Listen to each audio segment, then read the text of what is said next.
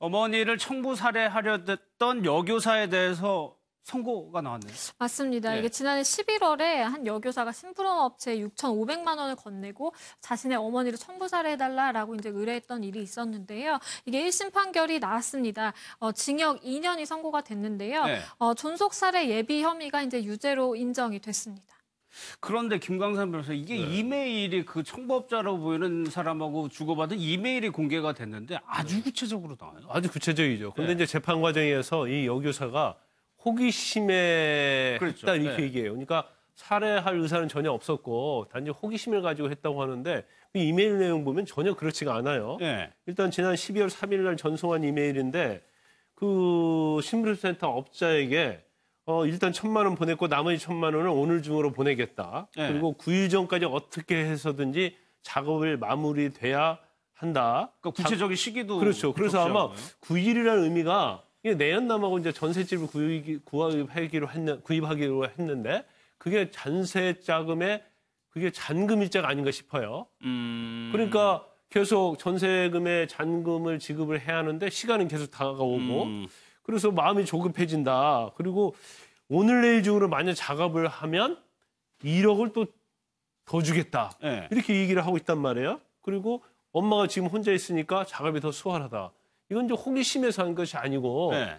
구체적으로 엄마의 상태랄지 아니면 신분센터 업자한테 지금 빨리 해달라. 그래야지 내가 돈을 준다. 이제 그런 식으로 계속 촉구를 하고 있기 때문에 네. 이거 자체는 호기심이 아니고 정말 그럴 의사가 있었고 또 이렇게 조급해진 이유는 바로 내연관계에 있는 남자와의 어떤 전셋집에 입주하기 위해서 오히려 이렇게 독초를 한 것이 아닌가 네. 그렇게 볼 수밖에 없는 거죠. 근데 양진일 변호사, 여기서 이제 김동성 선수가 등장을 했었는데 그래가지고 김동성 씨도 해명을 했었어요. 그 내연관계 아니다라고 그랬는데 판결문을 보면은 사실상 내연관계를 본 것 같단 말이에요. 맞습니다. 그러니까 물론 이 재판 자체가 사실은 두 사람이 내연관계에 있느냐 여부가 이렇게 중요한 쟁점은 네. 아니었습니다. 근데 다만 이러한 청부 살인을 의뢰하는 데 있어서의 이르기까지의 그 동기를 찾는 것이 이제 중요했기 때문에 그 동기를 밝히는 과정에서 이제 얘기가 나왔는데요. 네. 김동성 씨는 내연관계를 이제 지속적으로 부인하고 팬과 이제 선수와의 관계였다라고 얘기를 했지만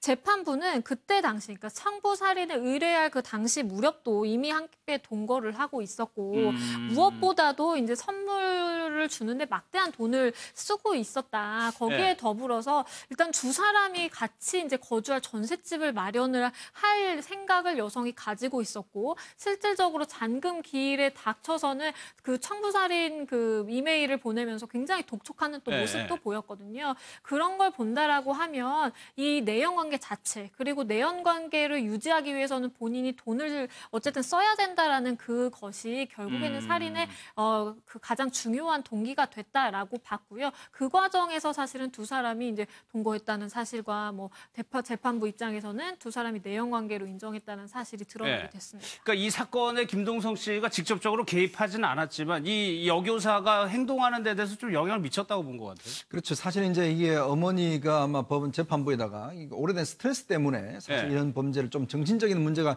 있다라고 이제 탄원서를 올리고 했어요. 선처로 호소했죠, 그렇죠. 엄마가. 그런데 사실 재판부가 이렇게 보니까 이 두 사람 관계가 보통 관계가 아니라는 거예요. 이게 한 5억 5천만 원 상당의 지금 그걸 줬다는 거 아니겠습니까? 차와 시계를. 선물 등. 세상에 예. 생각 팬 관계에서 어떻게 5억 5천만 원 정도를 주겠습니까? 예. 그리고 또 집도 보면 계약 관계가 다 돼 있는 것이고 그러면 비춰본다면 아마 이제 이 그 여교사 같은 경우는 이제 김동석 씨의 관계를 계속 지속시키기 위해서 그러니까 막대한 어떤 뇌물을 뭐 여러 가지 선물을 줬었고 또 집을 얻기 위해서는 또 자산가인 어머니의 돈이 상당히 필요했다. 그 목적 때문에 진짜 굉장히 치밀하게 범행을 했다라는 것이 이제 드러났기 때문에 이제 이렇게 네. 유죄를 한 것이지. 아마 초기에 어머니 같은 경우는 뭐 계속 이제 탄원서를 쓰면서 이제 천체를 호소했는데 물론 그것이 가만히 돼서 사실 2년을 내려진 겁니다. 그 정도 했지만 결국은 범죄 자체는 결국 그 관계가 시발점이 된 것이다라는 것이 이제 네. 밝혀졌는 것 같습니다. 최 박사, 어머니 탄원서 내용을 보면은 글쎄 다 내 잘못이다라고 지금 한탄하고 있거든요. 그렇죠. 이제 키울 때 조금 그 훈육을 하는 데 있어서 좀 힘들게 했던 건 사실인 것 같아요. 스트레스도 많이 주고. 그런 거에 대한 미안함, 그리고 내가 뭐 죽을 것에 대한 고비를 넘긴 것에 대한 그런 위기감보다는 내 자식을 내가 잘못 키운 것에 대한 책임감, 뭐 이런 것 때문에 사실 어머니로서의 모정으로서의 그런 거지. 그러니까 모정이 그렇게 더 큰 거죠. 그렇죠. 네. 모정이 컸던 거고. 그러면 김동성 씨의 그 내연녀의 경우에는 어떤 심리가 있어서 그랬을까 네. 보면 사실은 눈에 콩깍지가 낀다고 할 때는 뇌에서 호르몬이 페닐에틸아민이라는 게 분비가 되면 천지분간이 안 되고 이성적인 사고가 안 돼요.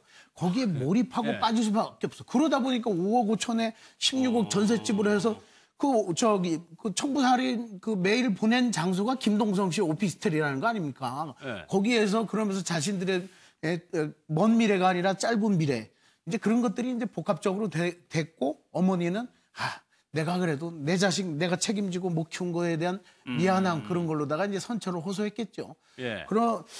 이제 이거는 제가 보기에는 뭐 2년형을 받는 것도 중요하지만 그 안에서 내지는 또 석방 후에 나중에 심리 치료가 같이 병행이 돼줘야 됩니다. 알겠습니다.